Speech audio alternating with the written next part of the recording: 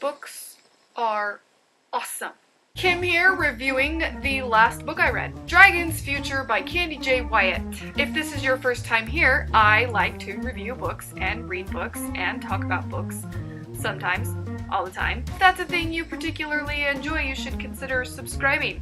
It's not so bad here. I was sent this book in exchange for an honest review, which I will be giving you right now. I just finished Dragon's Future by Kandi J. Wyatt, and I have some thoughts and feelings on it. Unfortunately, the first emotion is disappointment, which is such a bummer. That sucks. It is what it is, and we're gonna talk about it. Dragon's Future follows the story of Ruskia and Duskia. They're twins who've been selected by dragons to be dragon riders. They're raised in the dragon rider colony, and they grow up to be these very powerful, very skilled, very magnificent dragon riders. Many years later, a mysterious dragon shows up in the village by the colony where Ruskia and Duskia were raised. This creates all kinds of drama and all kinds of competition, and very soon, all sorts of problems. The dragon colony's been doing things the same way for so many years, decades, their whole lives. Their traditions come into question, their way of life comes into question.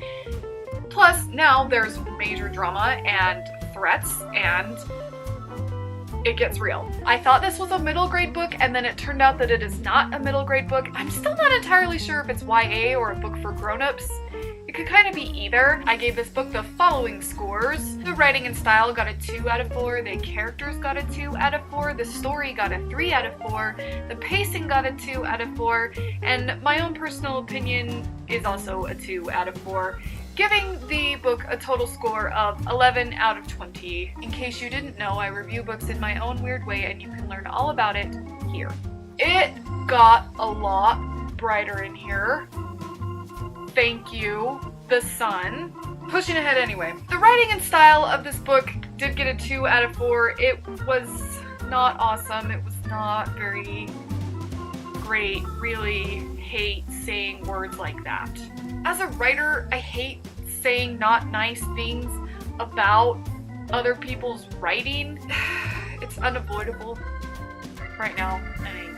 Let me tell you why. My biggest issue with this was the writing was just trying too hard. It felt like I was reading a book that was trying to be an epic fantasy novel and didn't make it. They relied on weird character names and sort of very honored and dignified formal sort of speech. I felt like there were things you should find in a fantasy novel in here just because they should be in here. It just felt like writing. It didn't feel like storytelling, and that is a shame. It's a shame. There were also a few Our World, modern day references, par for the course, for example. Correct me if I'm wrong, please, but is that not a golf term? Do they play golf in this world? Like, no one's referenced golf. I don't think that they golf there. There were 3 or 4 of those kinds of things that I just was like,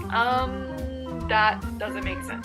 So, there was another really big, just bookish pet peeve that I have that came up several times in this book, and that was spoilery chapter titles. I can't stand that. The title of a chapter should not tell me what's going to happen. Otherwise, I could just read all of the titles and have the whole book. Totally personal. I can't handle that. I can't handle that.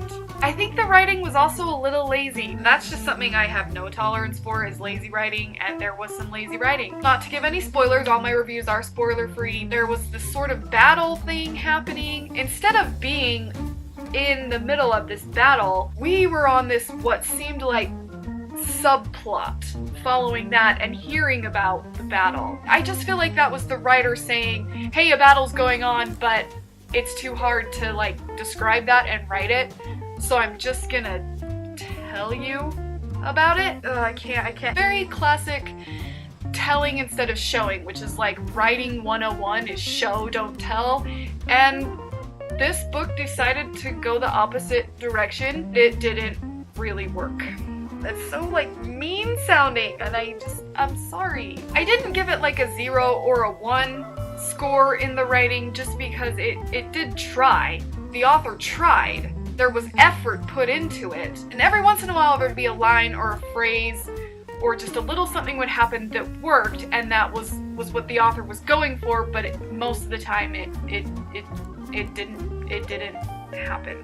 Oh, it's such a shame. Let's talk about the characters. I scored the characters a 2 out of 4 because I felt like everything with the characters was totally surface level. It kind of goes back to the telling, not showing style of writing that was happening here, where I just felt like we were told a bunch of things about the characters, but didn't really see that much of it. Like, we didn't really experience that much of it. For example, there are some very powerful twins in this book. We're told time and time again that their bond is so strong and that they like just are constantly like in sync with each other and that they're so just powerful together as hello son, just so bonded and powerful as a unit of twins. You didn't see it.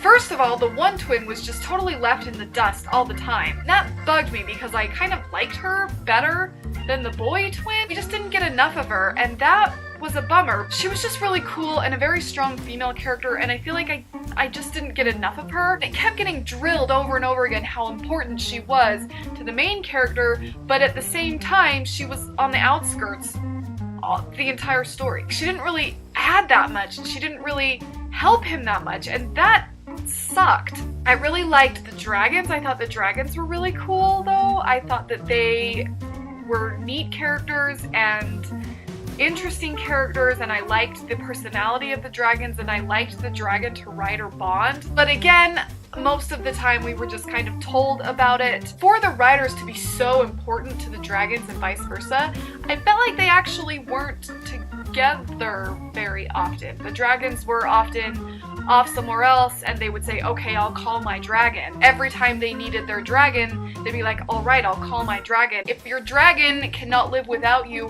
why is your dragon away from you all the time?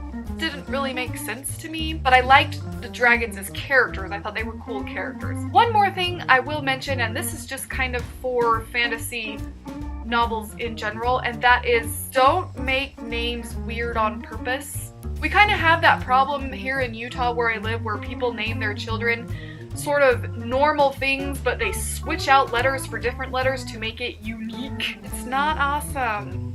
This book liked to switch out the letter I for the letter Y in every single person's name. Like all of them.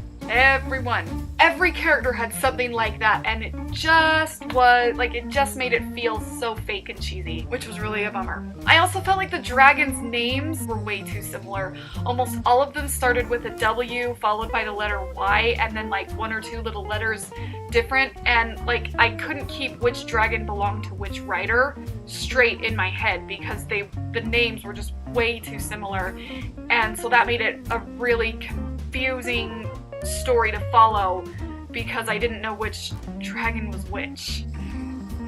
I scored the story a 3 out of 4 because the story was actually pretty good. Unfortunately, we were held back from the story because of the writing style, so you didn't really see how good the story was unless you were really, really, really looking for it. Thankfully, I was looking for it, and I found that the bones of the story were actually pretty good. The general ideas and themes behind what was happening, I really liked. I liked the idea of the bond between dragon and rider and the bond between the brother-sister twins. Just the kind of magic and wonder of being a dragon rider and all of these things. It was just really hard to see these awesome story elements because they were sort of clouded over by the just desperate sort of writing feeling. I could almost sum up my entire review of this book by saying awesome story, but poor execution. Which is a shame because the story itself was very good.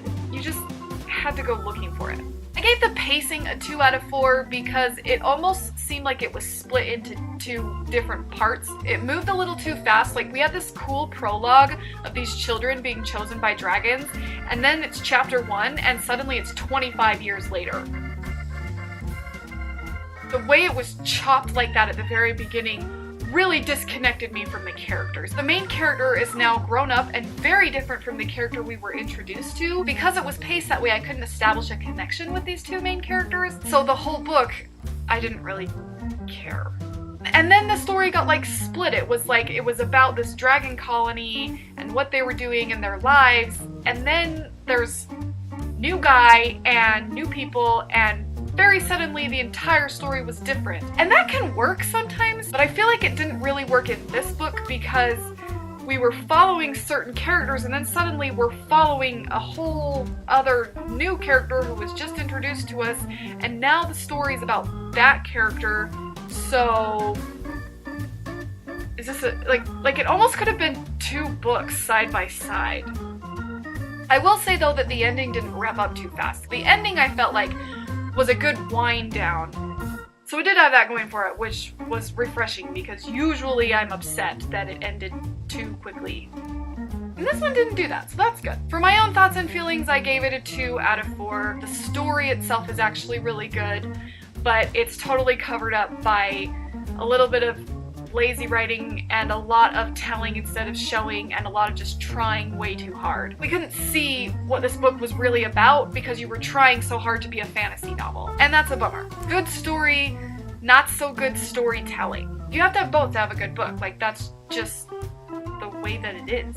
It was such an epic idea with really cool elements, but it just fell so flat because of the writing that it just didn't make it, and that's such a bummer. I really hate saying this, but honestly, if I had not been sent this book, I probably would have DNF'd it around chapter 4. I'm almost glad I didn't though, because I did see some story elements that were really good, and I did kind of hold on to that before I gave up on it completely. There was a good story in there, you just had to, like I said, really dig for it. So as a whole, it fell flat. There were good story elements, but it didn't make it. People that flat out don't care about writing style and things like that would probably enjoy the book. I didn't, because I just am, I don't know, really snobby, I guess. I think the book would have done better had it had a better editor. The author tried really hard, and I think a different editor or a better editor or another editor would have been able to sort of filter out the trying and let the actual story sort of blossom. Didn't happen for this book, and that's a shame. This is book 1 in a series. I will not be continuing the series. If you've read this book, please let me know your thoughts and feelings on it. I would love to kind of chit-chat about it if anybody else has read it or plans on reading it. It's not a bad book. It's not a terrible book. It just didn't make it. And that's just me. I'm just one reviewer. I'm just one reader. There could be millions of people that love it, and that's totally fine. This isn't a book that if you love it, that says something terrible about you. It just was not written for someone such as myself. That's going to do it for this review of Dragon's Future by Kandi J. Wyatt. There's an affiliate link in the description below if you want to check out this book. Consider subscribing to this YouTube channel if you haven't already. We've got the thoughts and feelings. They're everywhere. Thanks for watching.